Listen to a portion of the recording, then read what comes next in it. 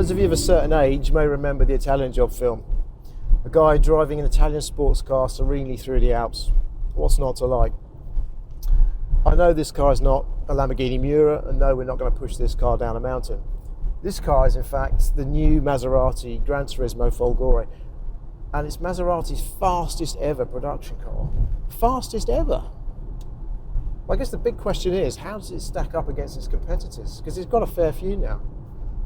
Well, stick around because we're about to find out.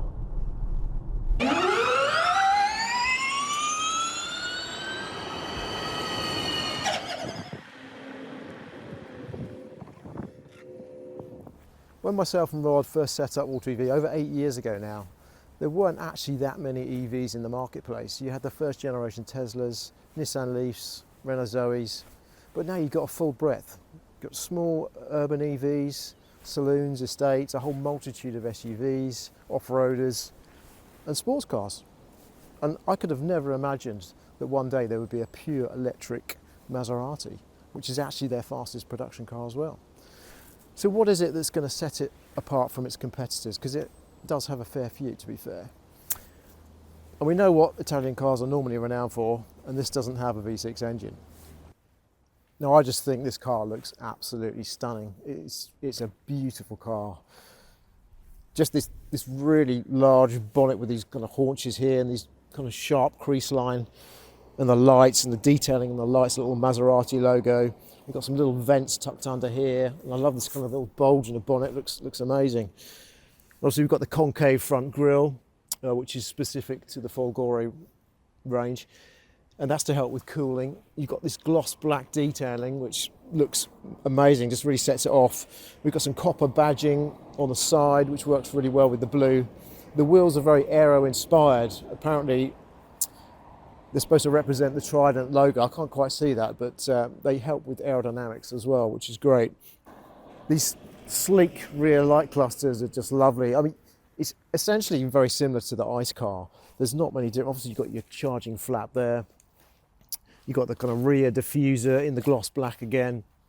The lovely copper badging with Maserati GranTurismo down there.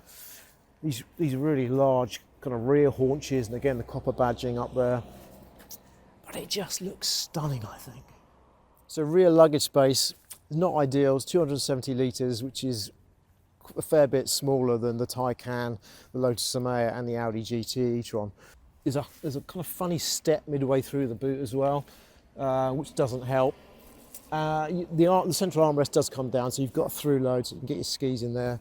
But I think if you're going down to the south of France, you'd be struggling to get all your luggage in, I think, particularly like any crates of wine or anything like that. No frunk either, which is not... Having a frunk does help a little bit, I think, particularly when you're touring.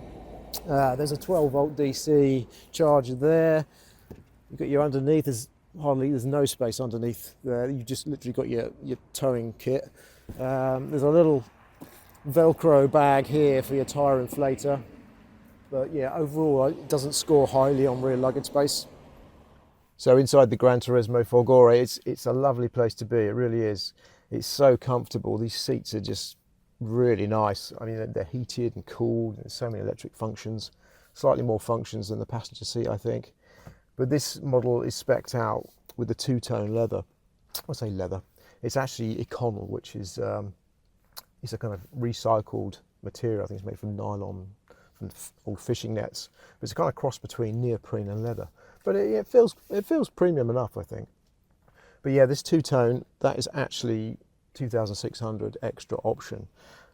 This has got the 3D carbon touch option as well, which again is another 2K plus finish. And then you've got the Sonos Faber system, which sounds amazing. But again, that's 4K.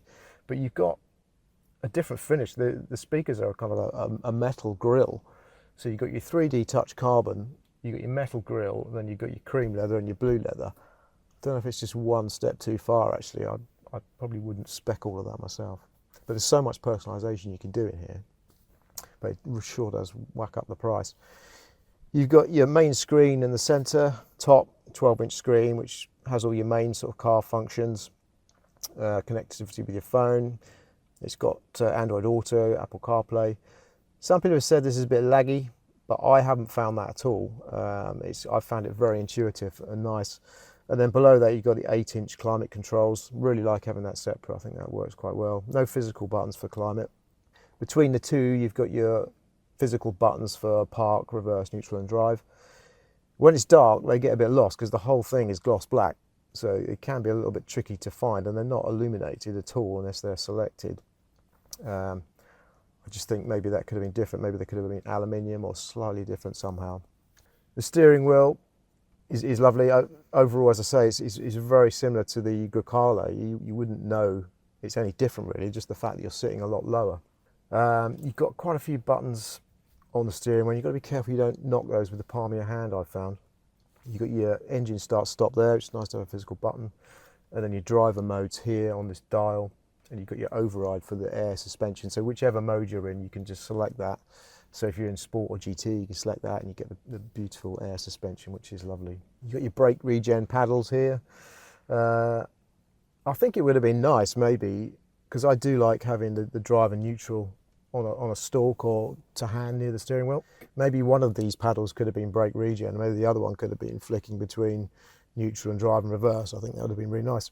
You got your traditional Maserati clock, which is a nod to the analog clocks, which is now digital. You've got a little cubby holder that opens up here, which is in the 3D carbon touch. You've got 2 cup holders there. The central one actually comes out, so you can put a deeper cup in, which is quite useful. Your central armrest, you've got 12 volt DC charging point. You've got USB and USB-C. Now down here is a little pad, which you're supposed to keep your key fob on, and they give you this little kind of box. It's like a Faraday cage or something. You put that in there. I guess that's to stop it being cloned for security, which is quite a nice little idea.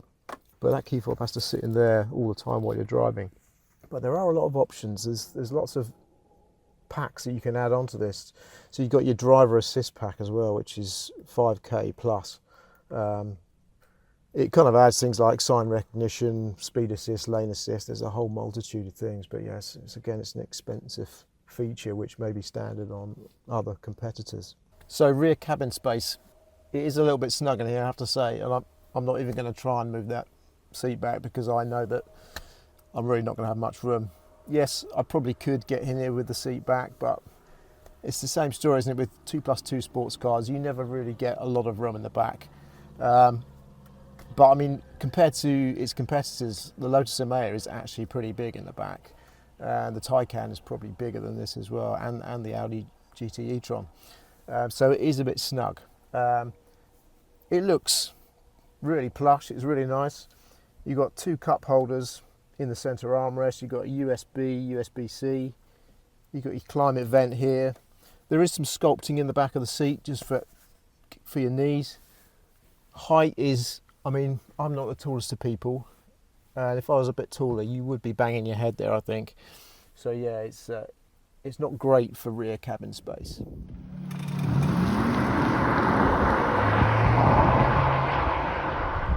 So how does this new Maserati GranTurismo drive? Well, it drives amazingly, it really does. It's got such a lovely feel through the steering. It's so precise and nimble. It's for a car that weighs nearly 2.5 tons.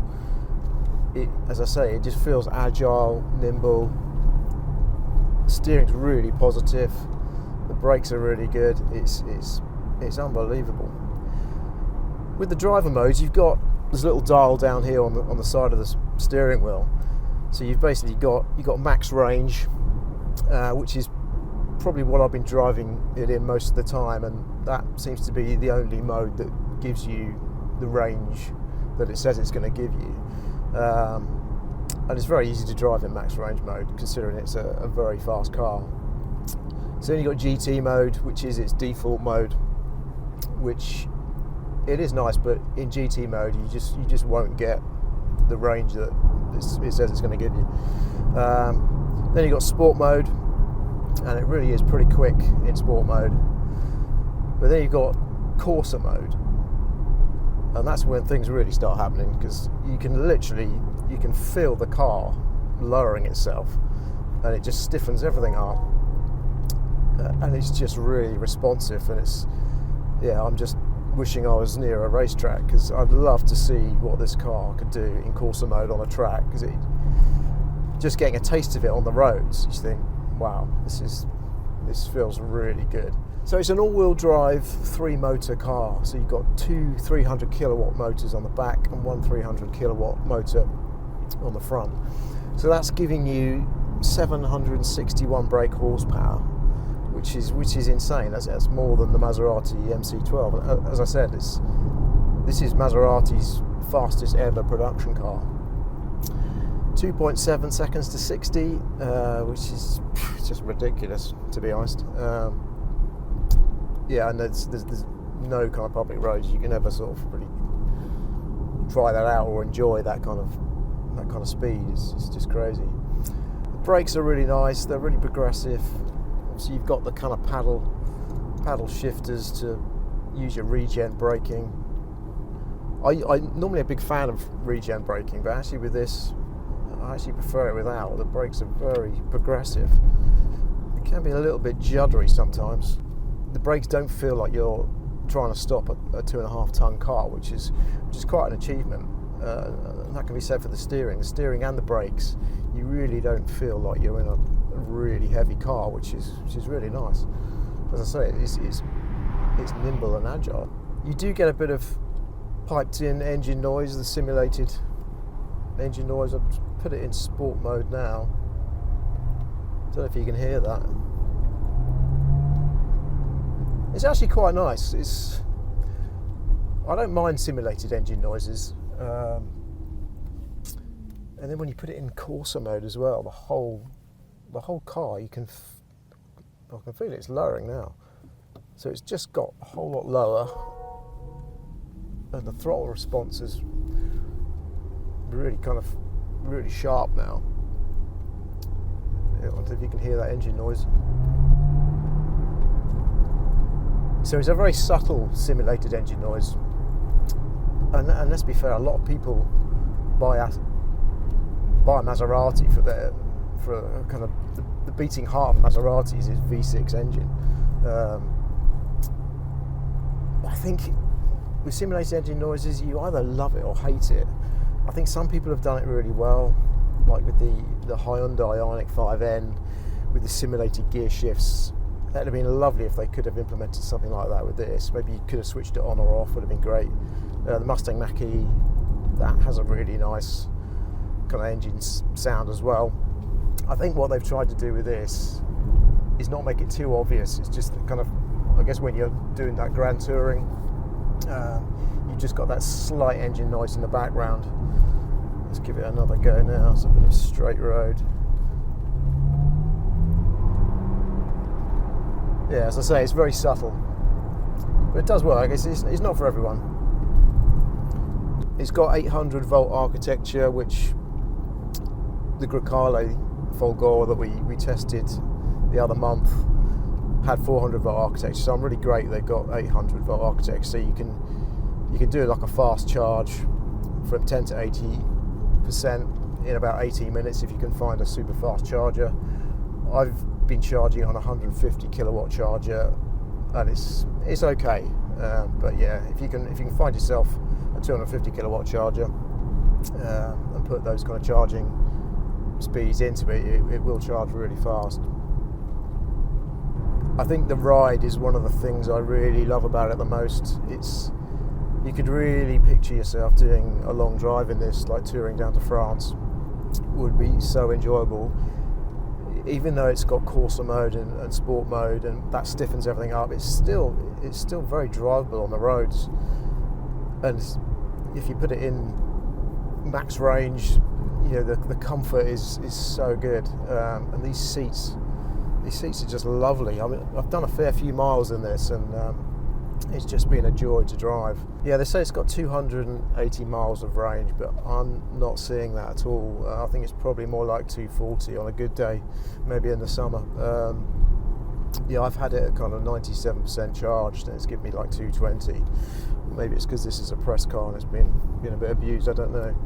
Unfortunately, its main competitors, the Taycan, the Audi GT e-tron, the Lotus Emea, they're all around that kind of 350 to even up to 400 with the Lotus for range, which, so this, it really does let it down. I love this car and I love driving it, but it's just not realistic with that kind of range, I don't think.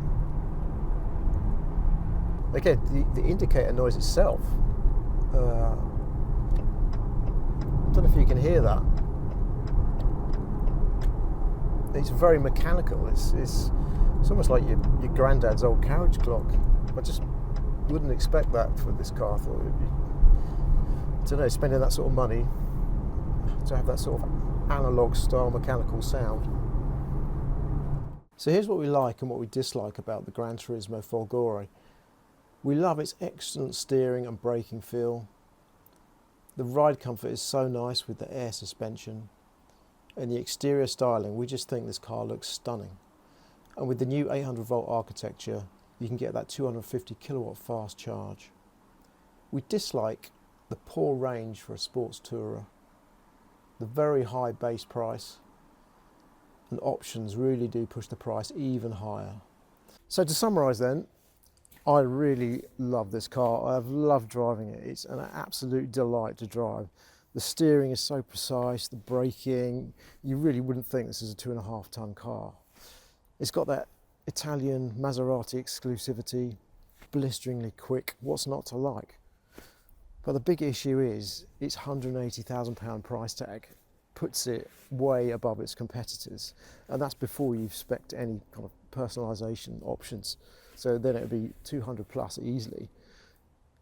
And the other big thing is the range. 280 miles on a good day is just not enough for a Grand Tourer. If you're going down to the south of France, you're easily going to want another 100 and 150 miles on top of that, which its competitors do have.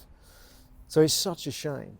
And the other big thing is depreciation. We haven't really addressed that with this yet. It is a Maserati, and Maseratis have been known to depreciate pretty fast.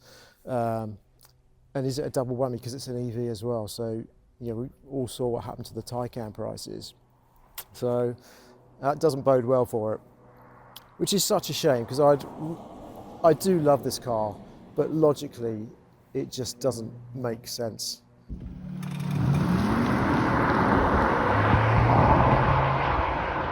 So thank you so much for watching this review and supporting the AutoEV team. Please do subscribe if you haven't already. Leave us any comments down below, and we will see you next time.